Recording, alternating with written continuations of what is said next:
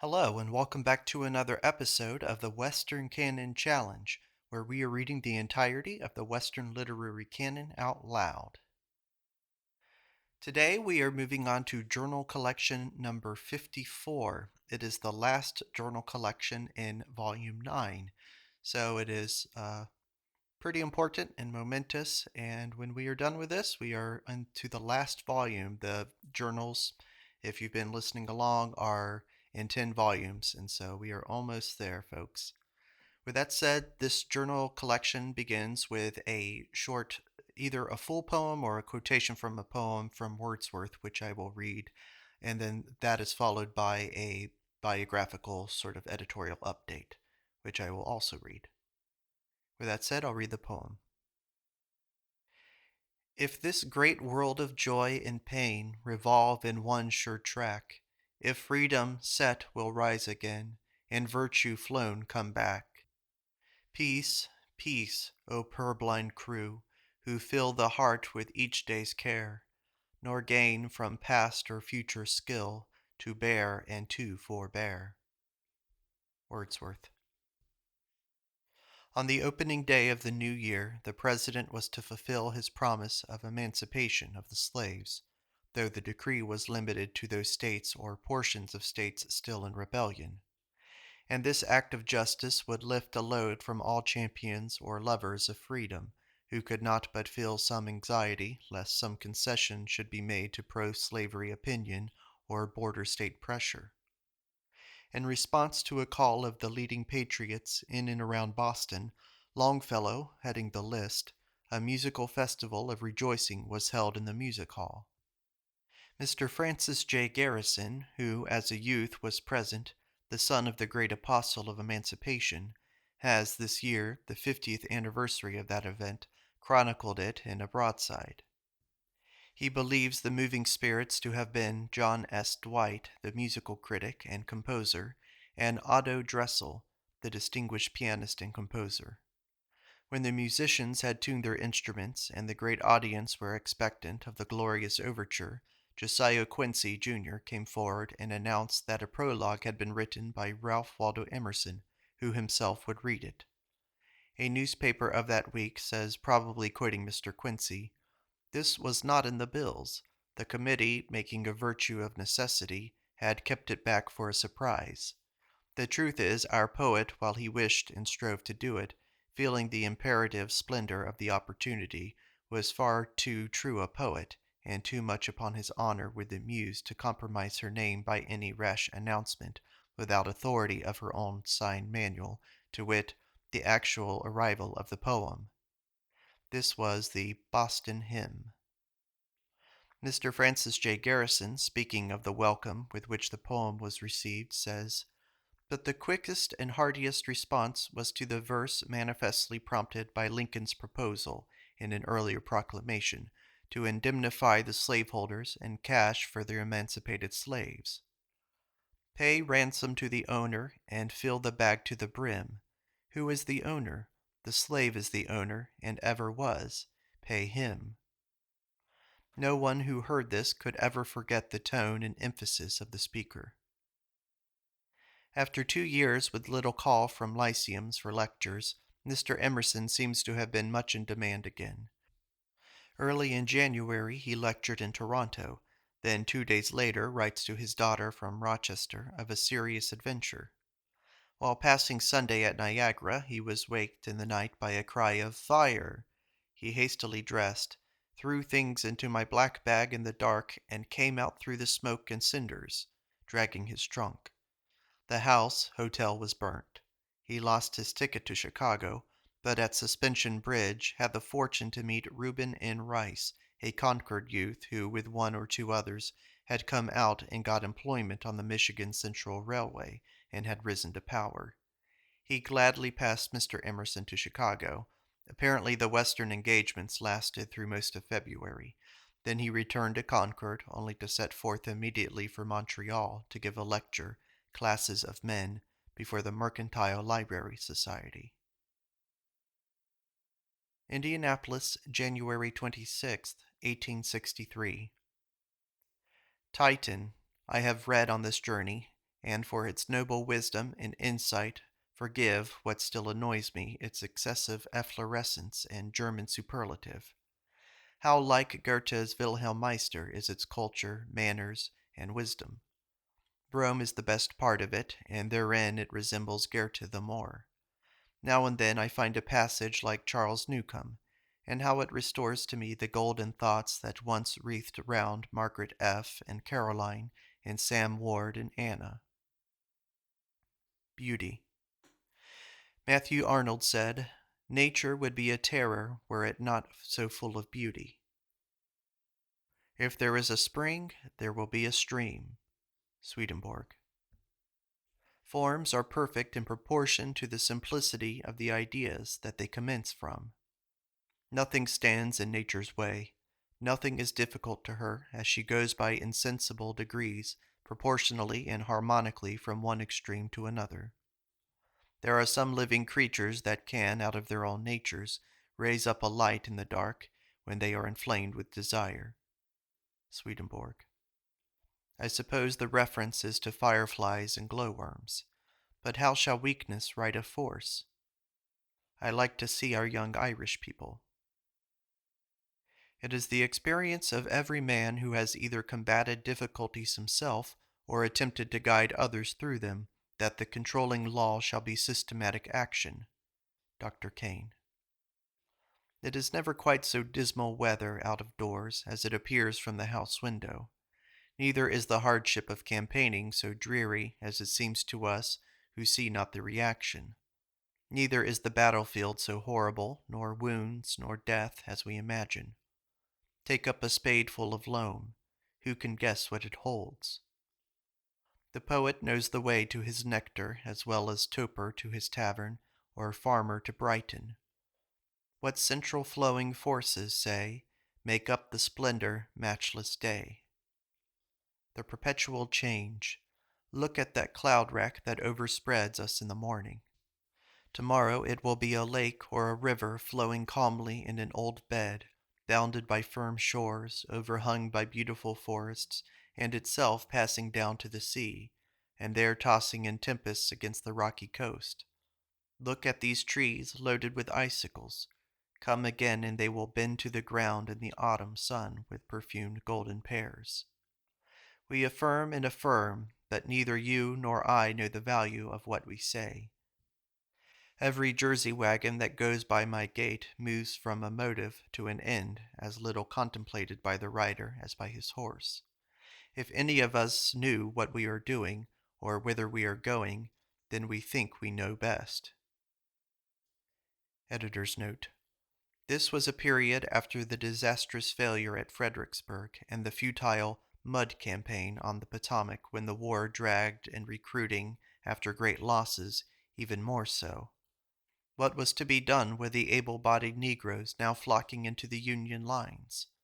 The propriety and desirability of making soldiers of them in a war in the bringing on and waging of which their condition had been so large a factor now came up for instant consideration. At first the plan was unpopular, even seemed dangerous. But public opinion grew fast, then soon it was adopted. Major George L. Stearns of Medford, a brave and liberal patriot, was most successful in enlisting colored men, mostly in the middle border states and Canada, for the 54th and 55th Massachusetts Volunteer Infantry and the 5th Massachusetts Cavalry Regiments. Mr. Emerson may have been asked to speak in favor of Negro troops, judging by the following notes. End note. February. Negro soldiers. If the war means liberty to you, you should enlist. It does mean liberty to you in the opinion of the South, for the South says we fight to plant slavery as our foundation, and of course we who resist the South are forced to make liberty of the Negro our foundation. I speak for the forces above us, those issues which are made for us, over our heads, under our feet, paramount to our wills. If you will not fight for your liberty, who will? If you will not, why then take men as they are, and the universe of men will say you are not worth fighting for. Go and be slaves forever, and you shall have our aid to make you such. You had rather be slave than freemen. Go to your own place. Plainly, we must have a worthy cause for such soldiers as we send to battle, or they shall not go. Do you think such lives as this state has yielded up already, the children of this famed city, the children of our public schools, the children of Harvard College, the best blood of our educated counties, objects of the most romantic hope and love, poets and romancers themselves? I attend the funeral of one of them, and heard with hearty assent the voice that said that the whole state of South Carolina was not worth that one life. Lander, Lowell, Putnam, Dwight, Willard. Well, that these precious young men, the voice will choke to name them, are given up to bring back into the capital of Washington the reckless politicians who had it reeled out of it with threats to destroy it, or come back into it to rule again. Never. Better put gunpowder under its foundations, and plow up the ground where its street stands, than that they die for the disgraceful dynasty which had brought our freedom to be a lie, and our civilization and wealth to dishonor as a partnership of thieves. No, they died for the largest and noblest sentiment, the largest interpretation that could be put on the meaning and action of the North, died for what an American might die for, and the governor of this commonwealth nobly spoke the sense of his people when he said, "We will enlist if you send us out for freedom, and not if you send us out to return slaves." Whatever mean carpers and the owls and jackals who squeak and gibber to the contrary will say, he spoke the voice of patriot fathers and mothers who offered their sons, and of the patriot youths who offered up themselves, when he said, "See that the cause is clear and great, and you shall have them in us. But we go not to restore those false-hearted usurpers of the power of the Union, or the like of them, to their places. God in his mercy forbid, but to restore the spirit of the American Constitution, and not its forced and falsely construed letter." Nothing can more spite a man of courage than to be left at home to burn his shins by the fire, whilst other men are employed abroad in honorable action. Maréchal de Montluc, Cotton's translation. In every crisis, people look for the master of the situation, who is usually slow to appear. We have found none in America, but in England, which our politics immensely concern, they have found none. The one foreign interest of England is to assure herself in all times of the alliance of America, as bound by blood, language, trade, power, and equal civilization. And what number of Southern majors and colonels, and of Yankee lawyers and state secretaries thanking God in the Boston tone, will suffice to persuade the dreadful secrecy of mortal nature to forego its appetency, and cause to decline its chase of effect. Power of circumstance. The Pentelicon marble, its security and obedience under the chisel, made the sculptor. The sea makes the sailor. The sensibility is all. Everyone knows what are the ordinary effects of music, of putting people in gay or mournful or martial mood.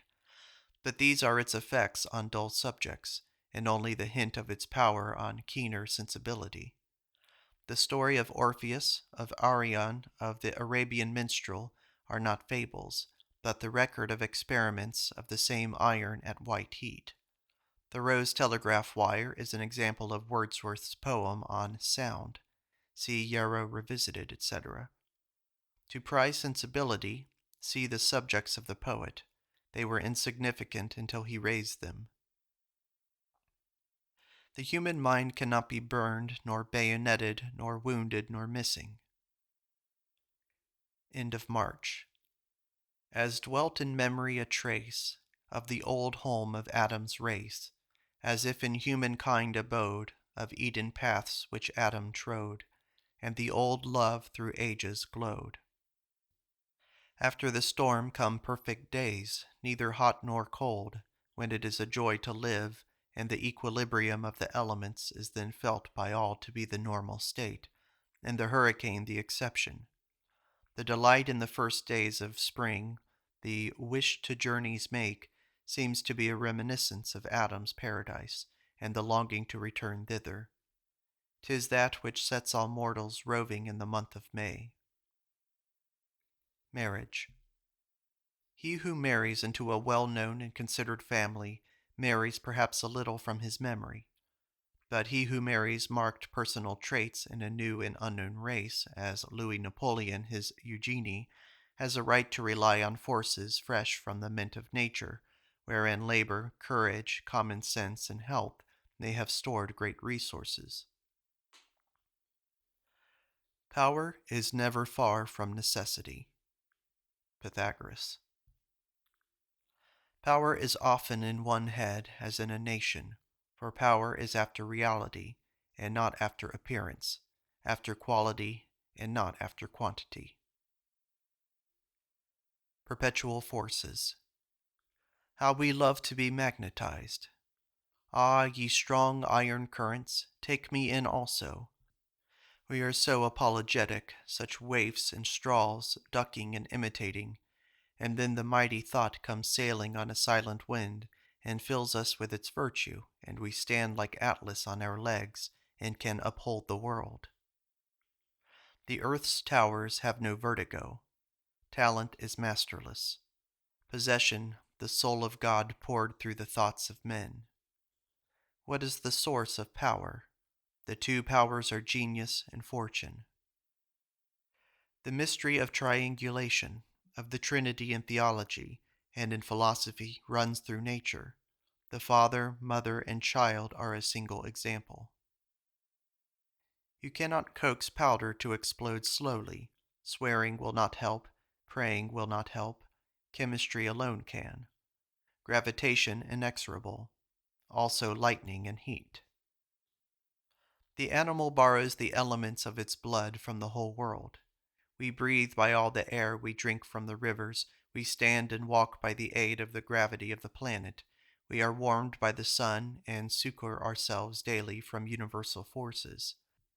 Our roots are in nature and draw out all her strengths, pump up the Atlantic Ocean, if we need, all the atmosphere, all the electricity of the world. Cause is an arrow which will go through a cart of sand to effect.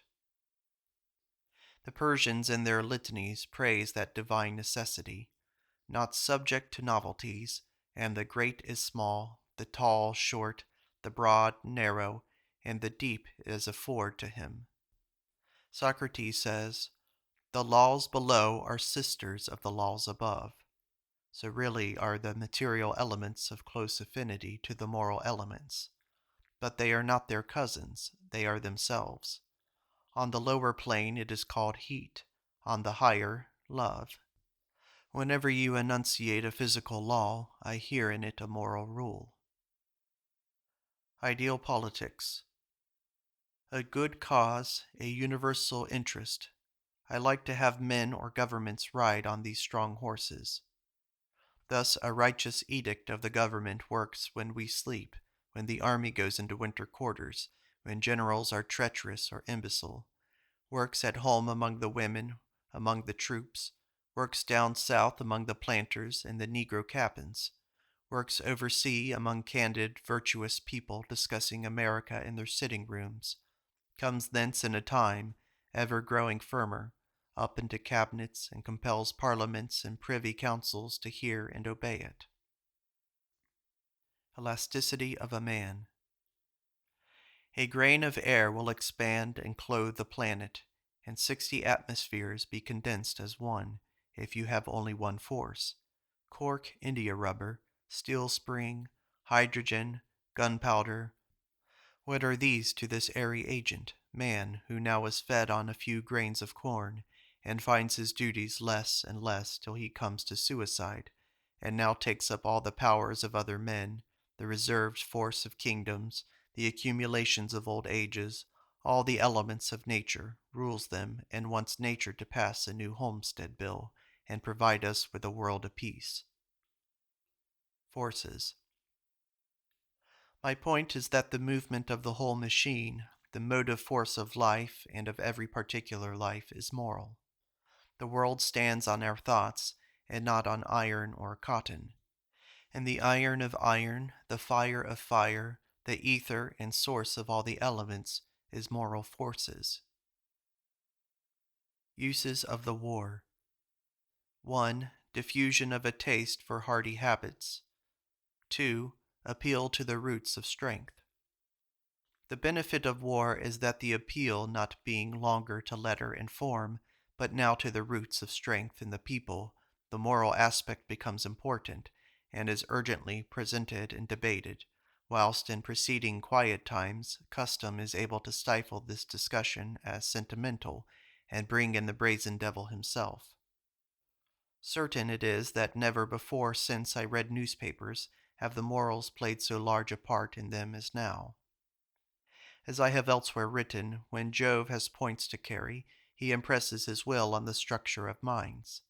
Every one stands stupefied at the course of the war, none so wise as to have predicted anything that has occurred.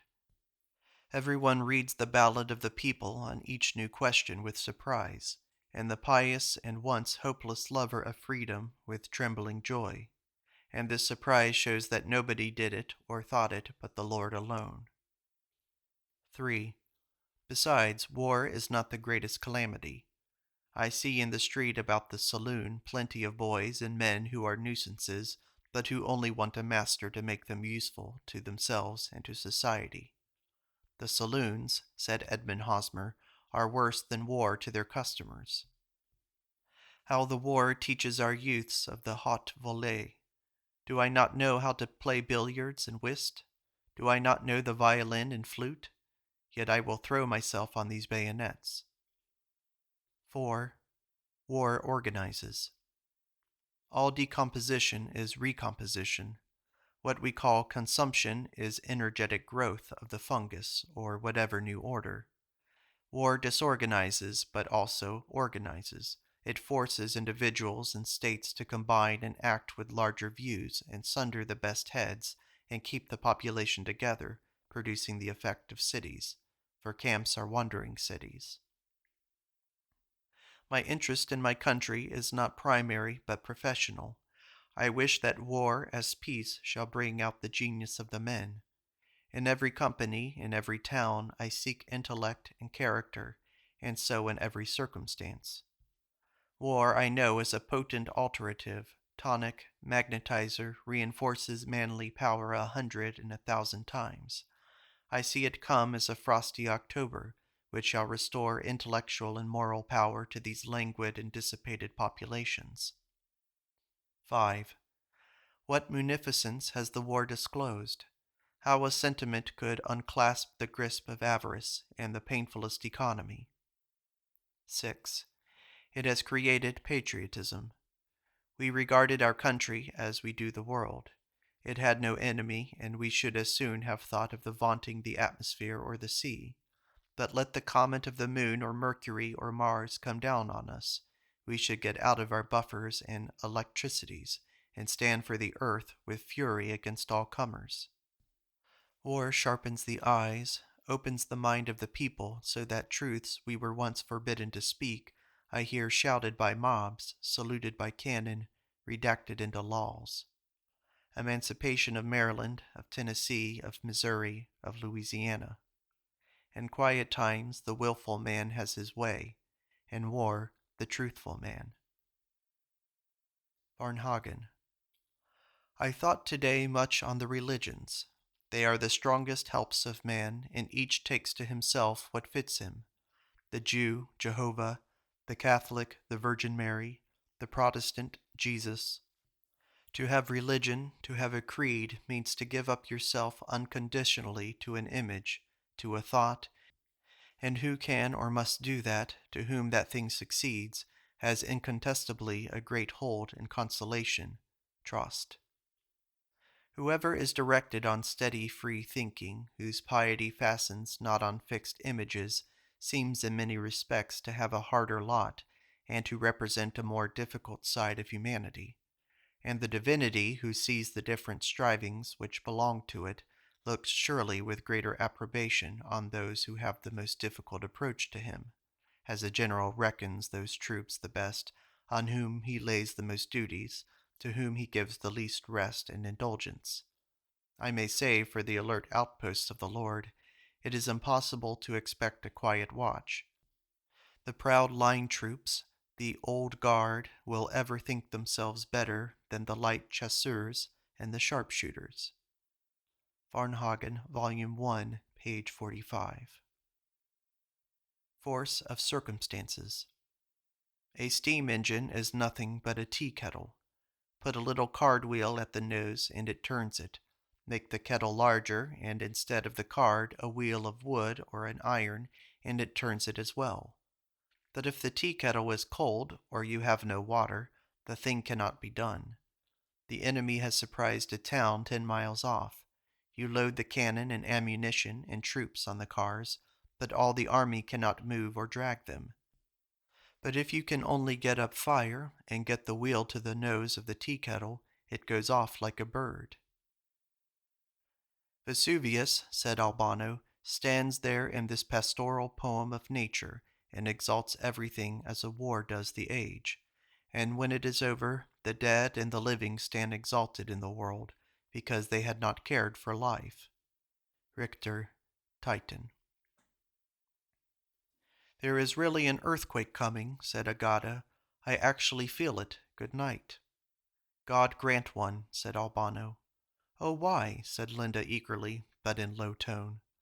All that the infinite mother wills and sends is to me today childishly dear, even death. Are we not too part and parcel of her immortality? Said he. Yes, replied Linda. Man may feel and believe this in joy, only in sorrow let him not speak of immortality. In such impotency of soul he is not worthy of it. Titan. In the beauty of the boy I detect somewhat passager, that is, that will not stay with me. Richter. Editor's note. Mr. Emerson enjoyed the talk of the stablemen and used to tell their anecdotes and boasts of the horses when he came home. End note. In the stable you'd take him for a slouch, but lead him to the door, and when he lifts up his eyes and looks abroad, by thunder you'd think the sky was all horse. The man at Providence said he felt so cross before breakfast, but he got out of the door and ran round the state 2 or 3 times, and then he felt better. And then England was such a little place that he didn't like to go out at night, for fear he should get pushed off into the sea. When we quarrel, how we wish we had been blameless. Affirmative and negative. You tell me a great deal of what the devil does, and what power he has. When did you hear from Christ last? Asked Father Taylor of some Calvinistic friends. When Thoreau heard a cricket or a bluebird, he felt he was not far from home after all. He found confirmation of all his human hopes in the smell of a water lily. But the froth or spittle on the alders and andromedas in June made the walk disagreeable to him. Oddity and concert. There must be concert, there must be compromise, if you call it so. Suppose each railroad company preferred a gauge of its own and a car wheel of its own, that would fit no other road. Suppose the scholar preferred to use, instead of English letters, characters of his own, and printed his book in them, and rules of conduct and of manners which he had invented against the accepted and universal rules of morals and behavior. Machinery is good, but mother-wit is better. Telegraph, steam, and balloon and newspapers are like spectacles on the nose of age, but we will give them all gladly to have back again our young eyes. Pitch your tone low. A prudent man accepts the lowest name with which his enemies seek to disgrace him, as Tully takes Cicero, as political parties, know-nothings, copperheads, locofocos, and the like. So he will be Grub Street, parson, atheist, or worse, if worse be, and by native force makes the nickname illustrious. 'Tis the way to disarm malignity.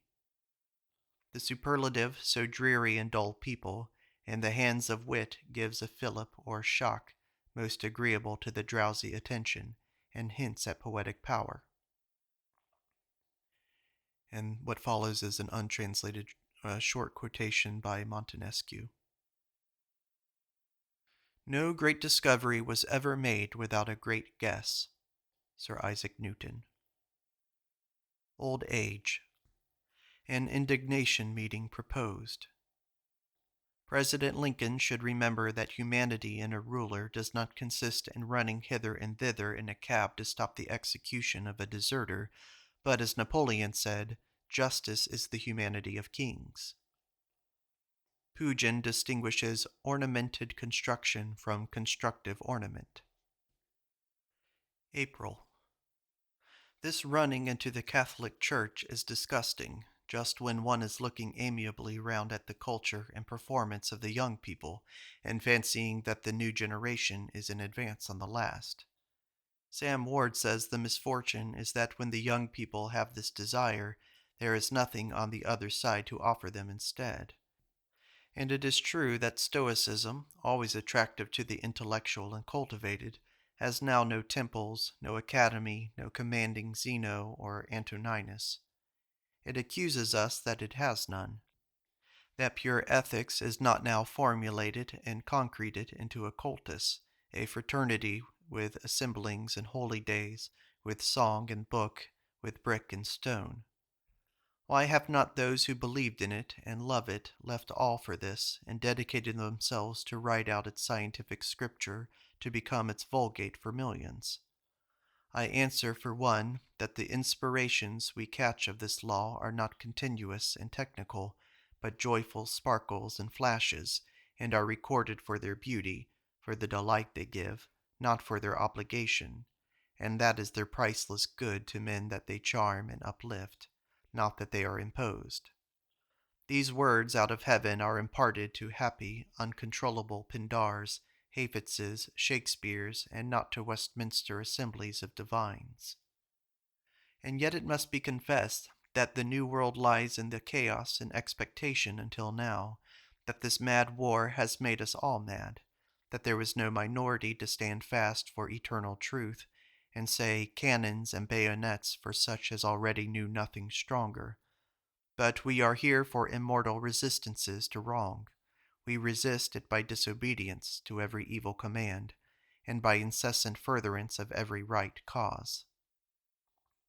But in regard to Ward's remark, cited above, it must be said that there is the eternal offset of the moral sentiment. The Catholic religion stands on morals and is the only effete state of formalism, and morals are ever creating new channels and forms. Morals.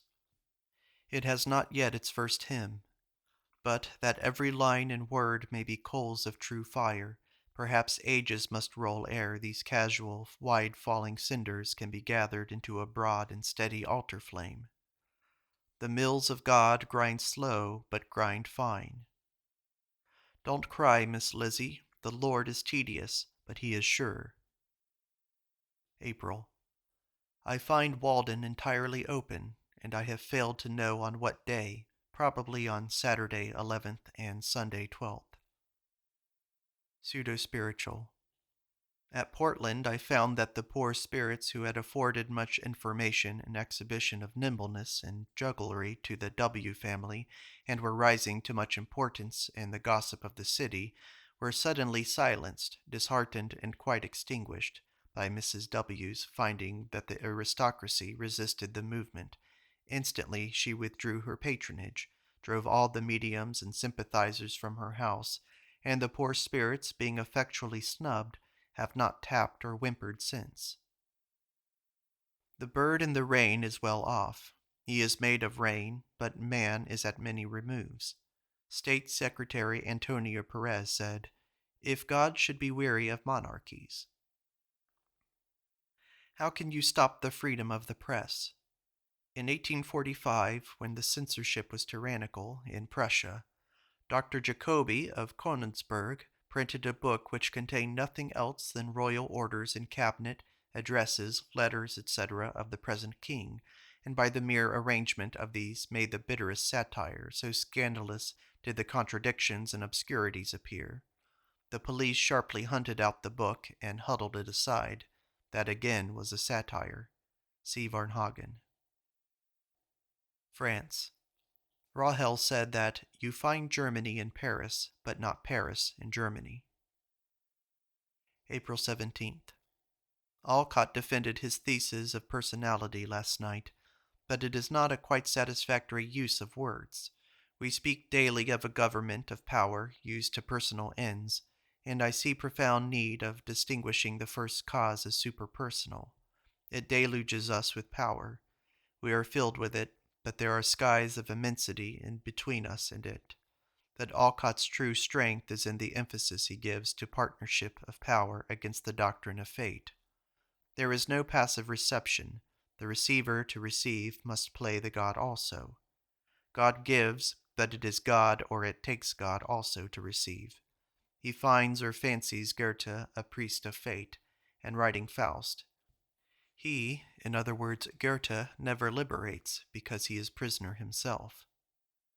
Of me, Alcott said, some of the organs were free, some faded. The voice was entirely liberated, and my poems or essays were not rightly published until I read them. The French have good reason for their word aplomb. Every one of them has it. See Surratt in the Town Hall. April 20th. Abraham Jackson, Esquire, was here yesterday, and speaks of his old experience of the college at Cambridge. He owed more to Jones Very, who was Greek tutor, than to almost any or all others in the faculty. Any enthusiasm, any literary ambition or attempt was sure to be snubbed by teachers, as well as by public opinion of the classes. Only expense, only money was respectable. He remembers Dr. Walker with respect and Dr. Breck, but not Felton. In the law school he had better experience, from Judge Story, Mr. Greenleaf, and Charles Sumner. And now, when the question arises, how shall money be bestowed for the benefit of learning, his recollection of the university does not appear edifying. Kings. The King of Prussia has said to the Graf von Munk-Bellinghausen in Königswerth that he uses quite no people with ideas. Ideas he has enough himself. He uses only servants to execute them. Varnhagen's Diary, Volume 3, 1845. Joseph Bonaparte had in possession the letters of the last king of Prussia to Napoleon. These passed into the hands of his adjutants, and were bought of these by our present king, 1846, for 26,000 thalers. It is said that their tone was profoundly servile and highly disgraceful to the writer. The Tsar Nicholas has paid for similar letters of his brother Alexander 30,000 thalers. Varnhagen. Was it a squirrel's pettish bark, or clarion of jay, or hark, where yon wedged line of Nestor leads, steering north with raucous cry, through tracts and provinces of sky, each night descending to a new landscape of romance, by lonely lakes to men unknown, by purple peaks and rosy palaces, and deep abysses of imperial sky. The hazel shows his crimson head to grace the roadside in the glen. The maple bark is turned to red, whitest lakes are green again. 29th of March. April 28th. Self-sown my stately garden grows, the winds and wind-blown seed. Cold April rain and colder snows my hedges plant and feed. From mountains far and valleys near, the harvest brought today thrives in all weathers without fear. Wild planters plant away. The Herald's correspondence from Washington, North Carolina, General Foster commanding, speaks of the Negroes seen lying behind the breastworks with a musket in one hand and a spelling book in the other. Then there's an untranslated quotation from Voltaire. I have never recorded a fact which perhaps ought to have gone into my sketch of Thoreau, that on the 1st August, 1844, when I read my discourse on emancipation in the British West Indies, in the town hall in Concord, and the selectmen would not direct the sexton to ring the meeting-house bell, Henry went himself and rung the bell at the appointed hour. It were worth while to notice the jokes of nature, she so rarely departs from her serious mood. The punch faces in the English violets is one, the parrot is one, the monkey, the lapwings limping, and the like petty stratagems of other birds. We can easily tell of Whittier or Longfellow or Patmore what suggestion they had, what styles of contemporaries have affected their own. We know all their possible feeders, but of Donne, of Daniel, of Butler we do not, and read them as self-educated and originals, imputing to them the credit of now forgotten co-poets. Still more is this true of Sadi, Cervantes. May 4th. On Friday morning, May 1st, at 3 o'clock, died Mary Moody Emerson at Williamsburg, New York, aged 88 years, 8 months. Hannah Haskins Parsons, her niece, who has, since her childhood, been in some sort of dedicated to the care and nursing of her aunt, has for the last 4 years taken entire charge of her, and having with incredible patience and tenderness attended her throughout her long decline, and closed her eyes, now attended the remains to Concord, and arrived here on Saturday night. This afternoon, Monday, the body was taken from the receiving tomb to the grave in my lot in Sleepy Hollow, and deposited in a vault therein, in the presence of Elizabeth Hoare, Elizabeth Ripley, Mary Emerson Simmons, Lydian Emerson, Ellen Tucker Emerson, Edith Emerson, and myself. The day was cloudy and warm, with mist resting over the south, and the rain waited until an hour after she was laid in the ground. I said we have never a right to do wrong. It is our business to write the moral statute into the Constitution, and give the written only a moral interpretation. Beecher said, "'Tis very well for you and me to say this in lectures, but when it comes to practice, we can only go to the Constitution. We might have bought our land with a different line, or ought to have bought more or less, but all this is foreign to the subject. We have only to refer to the deeds. I answer, any right of land from written deeds is an imperfect right, a right only of agreement and convenience. But the right to freedom is a perfect right, and any invasion of it noxious to human nature, and invalid therefore." When the Queen of Sheba saw the ascent by which Solomon went up to the temple of the Lord, there was no more spirit in her.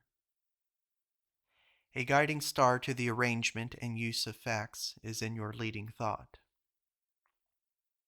The argument for Christianity, in the dogmatic and mythological extensions, seems to rest on a certain low esteem of human nature, and so finds proof of inspiration and divine interference wherever there is believed to exist any foresight, or any fineness of adaptation.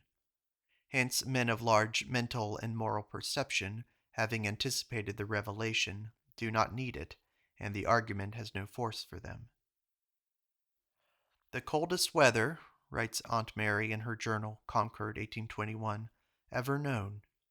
Life truly resembles a river, ever the same, never the same, and perhaps a greater variety of internal emotions would be felt by remaining with books in one place, than pursuing the waves which are ever the same.